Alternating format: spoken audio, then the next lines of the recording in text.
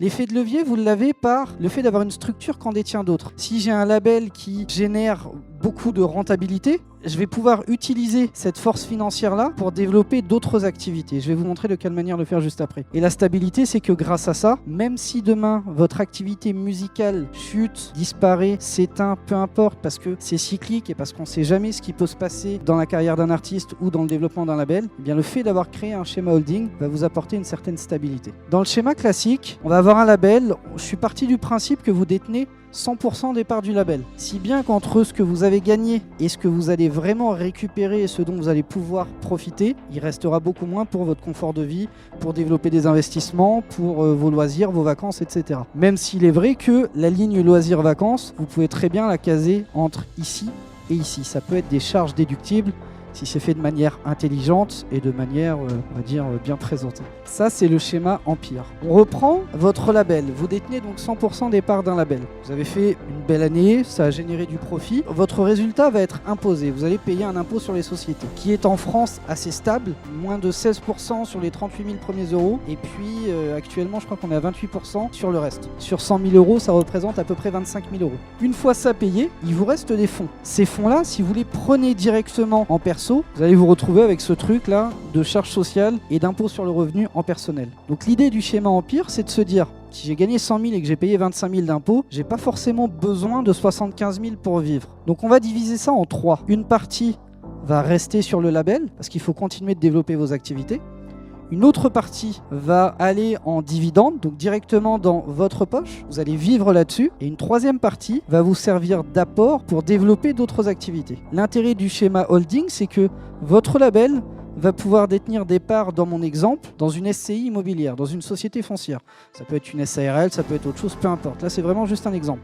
Ça peut être également détenir des parts dans une société de production vidéo. Il y a beaucoup de labels qui se mettent à produire de la vidéo parce que c'est un poste à dépenses assez fort et que finalement, il y a de la demande. Donc si je suis prestataire vidéo et que je gagne très bien ma vie de cette manière, ça peut être aussi une bonne manière de faire travailler deux sociétés entre elles. L'intérêt du système holding, c'est que les pertes de cette société-là remontent sur la holding et viennent neutraliser le bénéfice. Donc en gros, vous vous endettez ou vous perdez de la thune là-dessus. Le fait de faire ça, ça vous en fait gagner au-dessus par des abattements fiscaux. Le fait d'avoir une convention de trésorerie sur ce régime mère-fille, ça va vous permettre d'envoyer de l'apport de vos bénéfices-là directement dans cette société fille-là. Et avec cette foncière immobilière, vous allez pouvoir acquérir, c'est un exemple, un bien qui s'autofinance. Ça peut être ça peut être de créer une société qui va détenir un studio d'enregistrement et facturer des prestations de studio à des gens que vous auriez rencontrés dans la formation, à d'autres clients, peu importe. Mais si votre label crache 100 000 euros de résultat, vous payez 25 000 d'IS, vous gardez 25 000 sur le label, vous prenez 25 000 en dividende, et je peux vous assurer que l'impôt sur le revenu sur 25 000, il est beaucoup moins important que sur 75 000.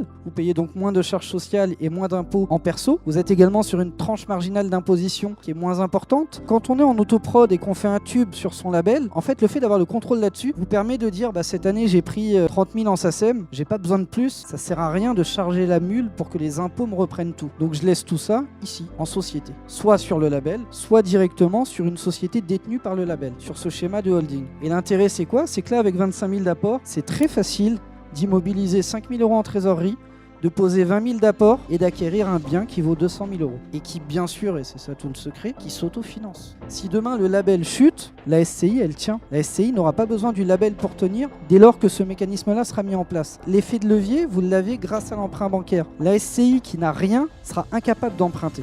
Vous seul serez incapable de dire à la banque « je suis crédible, prêtez-moi 200 000 ». En revanche, le label qui crache 100 000 de bénéfices annuels a tendance à mettre en confiance la banque. Alors évidemment, sur une première année, c'est difficile. Sur une deuxième, ça dépend de la relation que vous entretenez avec votre conseiller. Mais une fois que vous êtes capable de sortir 3 bilans, c'est un jeu d'enfant d'acheter un immeuble à 200 000 euros par exemple. Certains d'entre vous pourraient vendre de la prestation studio, prise de voix, mix, mastering. Certains pourraient faire de la création de clips vidéo, de la communication, de la relation de presse, du publishing. Beaucoup vont créer en même temps dans un label le pôle production et le pôle édition. Il faut savoir que quand on fait des demandes de subvention, le fait d'avoir 2 structures distinctes, ça vous donne un avantage. Parce qu'aujourd'hui, de mémoire, les conditions pour bénéficier d'un financement sur la partie édition, je crois que c'est avoir généré 5 000 € de droits à l'année N-1. Très facile à faire en ayant une structure à part. À côté de ça, vous pouvez très bien distinguer vos activités, aller chercher des associés ou des partenaires sur d'autres pôles. Alors ça ne veut pas dire que c'est simple à mettre en place, ça ne veut pas dire que c'est fait pour tout le monde, ça ne veut pas dire qu'il faut le faire maintenant, ça veut juste dire que vous devez en avoir conscience, vous devez savoir que ça existe et vous devez savoir qu'il y a des solutions pour forger votre équilibre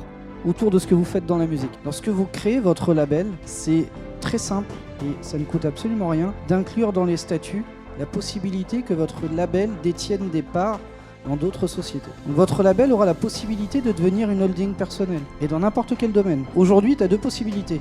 Soit tu crées ton label sans l'anticiper et le jour où tu veux basculer sur un schéma holding, il faut que tu crées une société mère qui va détenir ton label, ou alors il faut que tu transformes les statuts et ça c'est des frais juridiques. Alors que si tu l'anticipes, c'est l'avocat conseil que tu as ou le comptable qui s'occupe de tes statuts, c'est de lui dire j'aimerais que vous prévoyiez une disposition dans mes statuts qui me permettent de détenir des parts dans d'autres sociétés. Et quand demain, tu auras un studio près de chez toi qui voudra vendre et que tu te sentiras prêt à l'acheter pour y installer ton studio et pour faire de la prestation, pourquoi pas mettre un ingénieur du son maison qui va vendre des prestats et qui va en gros rapporter de quoi le payer lui et peut-être plus si affinité, eh bien tu seras en mesure de le faire directement avec ton label.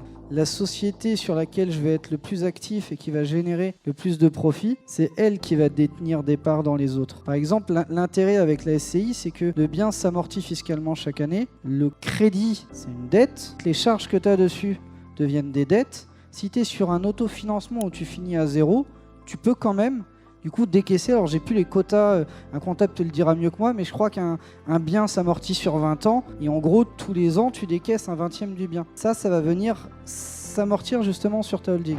Moi j'ai une question par rapport à l'intermittence. Qu'est-ce que tu conseilles aux artistes producteurs ? Il y a un vrai flou juridique en France pour ça, sur les artistes producteurs, parce que du moment que tu as des parts, apparemment ça pose un problème pour l'intermittence quoi qu'il arrive, même si tu es minoritaire. Que faire ? On m'a parlé de portage salarial, de dire ok, tu gardes tes parts dans ton label, mais tu fais un portage salarial systématiquement, comme ça c'est jamais ton label qui te fait tes cachets, mais il y a une perte. Question subsidiaire, dans ton schéma de holding, est-ce que ça pose un problème de ne pas être majoritaire ? Si ce n'est, j'imagine qu'il faut l'accord de tous les associés pour l'achat de la SCI, quoi. Effectivement, le fait de ne pas être majoritaire, c'est que tu dépends des autres. Ce que tu es en train de dire en disant, c'est quoi le rapport entre le fait d'être producteur via une société et le fait d'avoir un statut d'intermittent ? Le statut d'intermittent, c'est en gros une aide au retour à l'emploi. Donc c'est comme si tu disais, je suis à Pôle emploi, je touche des sous pour, soi-disant, chercher un taf, mais pendant ce temps-là, j'ai monté un label et je dirige un label.